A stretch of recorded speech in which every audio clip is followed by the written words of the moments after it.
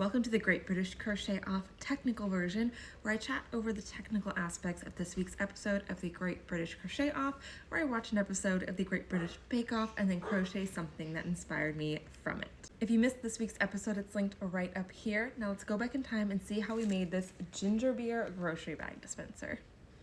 So it is currently Monday morning, a very, very cold Monday morning here, by the way. There is officially ice outside, which is not normal for us, but I digress.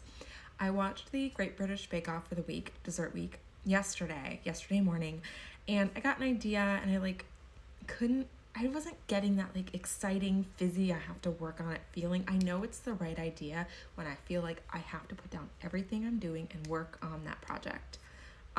So I kind of sat on it and I looked at some stitch ideas, and basically I was gonna do a grocery bag holder, like the plastic t-shirt bags, but I was gonna make it look like the Windtort cake, or the Spanish Windtort cake, and I just couldn't get excited about it. It just wasn't jazzing me. And then I was like, I really like the idea of a unique plastic grocery bag holder. And so I just kept thinking about it, and I was thinking about these specific items that everyone made, and I first thought about Matt. I think it was Matt made chocolate bar cheesecakes, and I was like, ooh, maybe it's a chocolate bar. And then it popped in my head, our girl Nadia made a cheesecakes that were based on soda pop flavors. And I was like, how cute would it be if the grocery bags came out of the top of the soda can, so it looked like they were pouring out. They looked like the foam pouring out in the same way she had the meringue foam pouring out of her fake soda can. So we're gonna make a soda can grocery bag holder. I don't drink a lot of soda. I like ginger ale though. I'm a big fan of ginger ale. So we're gonna make a can of ginger ale that has grocery bags in it. So I have our visual guide. So basically it's going to be upside down, and the bags will come out of here, and there'll be a slit opening here so that you can stuff more grocery bags in it, and it's gonna look like the soda is pouring out. So now let's figure out how to do this. So I'm gonna start with the bottom of the can. I'm just gonna make a little bowl shape, and then I'm gonna do a line on the back loop so I can get this rim thing, and I'm gonna do this as a separate piece so I can sew it onto the can later. I have crocheted rows 1 through 14 into this slightly bowed in bowl shape. I'll post all of my recorded rows here. They should all be right, but if they're not, pop a comment below and I will do what I can to help you if you're trying to make this too. As I said before, I'm going to do the next row on the back loop so we can get this kind of curved over section. So I've done the bottom part here. I did the little back loop turn over thing, and I'm going to have to figure out some structural support just so it doesn't constantly collapse and flop down. Let's be real, it's probably going to be plastic embroidery carding because that's what I use for all of my projects that need structural support.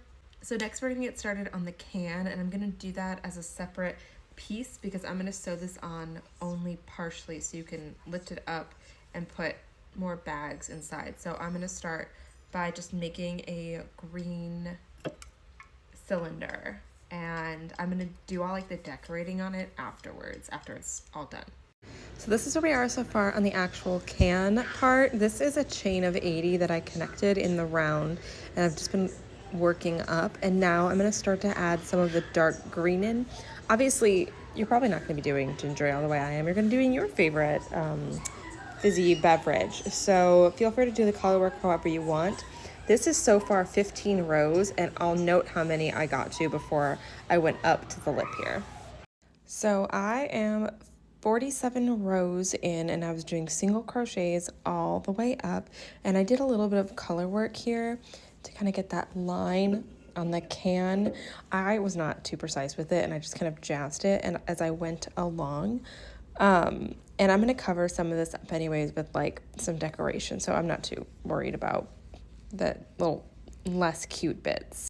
So I'm going to do the next few rows with some decreases just to get this kind of bend in on the top of the can. And I'll see you on the other side of that. So I did a few decrease rows and then a few rows of single crochets to get this kind of curved in shape that you have at the top of the can. And I ended at around 54 stitches. And then I started working on the lip here, and I did 58, but it's just too small to fit over the top of the can the way that I wanted. So I'm gonna go up 6 stitches. I'm gonna try 64 and see how that goes. I wanted to mostly show this part because I do not get it right on the first time every single try. I often have to unravel and try things again. It's just part of the process when you're working without a pattern. I haven't sewn this on yet. I just wanted to pin it so I could make sure that it looked right. Here is the little lip of our soda can. So this was 2 rows of single crochets, then a row on the back loop, and then 2 more rows of single crochets on the back. And now I'm going to do this part as a separate piece because I want to start from the middle circle and work my way out. So what I think I'm going to do is do a ring, like maybe chain 15, attach them and start with a ring, and then do a couple of rows, maybe like 2 or 3 rows of single crochets around, and then work back and forth here for a little bit so I can try and get my circle over on this side rather than having it in the middle, if that makes sense. So this is where I am so far on the lid. I ended up doing a chain of 30, and then I just did a regular round of single crochets just to get a good base started. And then I did a row of 4 single crochets and an increase repeated all the way around. And then I flipped my work and I once again did 4 single crochets and then an increase, but I stopped after I had hit 5 times of doing that. And then I flipped my work once again and I single crocheted all the way around back to here. And this is where I had ended that first round. That was the 5, I'll write all this down, but the 5 rounds of 4 single crochets and then an increase. So you can see I'm kind of building up more on the top than I am on the bottom, kind of like a pop can. So I'm gonna do another round like that here. So I did 1 more of those rows. I just did 5 single crochets between the increases, same amount of increases, and this is where we were at, and we're pretty close to being the diameter that I need it to be. So I think I'm just gonna do 1 more. I think what I'm gonna do, because I really do want the top of the pop can, this part, the opening, to be like down here, I'm gonna do just 1 more round with 6 single crochets and then an increase just on this top part here, and then hopefully we'll be able to sew it in. Okay, so we have our lid, we have our can. I'm not going to sew these together until I finish decorating it, but now we are going to get to some random decorating with some assorted yarn and felt pieces. So I will see you on the other side of that. So here is my decor, and you can get a better look of it in the actual Great British Crochet Off video. We have Violet's ginger beer because this really is for Violet. So to help keep its structure, I just rolled up a piece of Shea Yarn's favorite embroidery sheets inside, and this will help keep its shape and help protect some of the embroidery, I hope.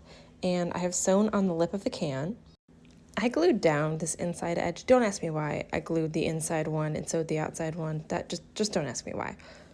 And now I've glued a piece to the back of the top of our can, just so once again we have a little structural support, so hopefully the bags come out a little easier.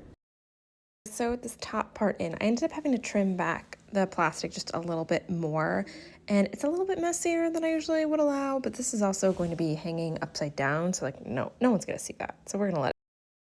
So now I'm just gonna sew this to this only halfway around, so there's plenty of room to get the bags in, and then I'm gonna be pretty nearly done because I'm feeling pretty emotionally done with this project. Not in a bad way, just in like I've done all the things I wanted to do, and now I'm ready to do something else. Finished sewing the top partially on, and I filled it up with bags and handle, and I love it. I mean, it's such a cuter way to store these bags than just like letting them lie around the house. Let me know if you have any questions, and I will see you for next week's Crochet Off.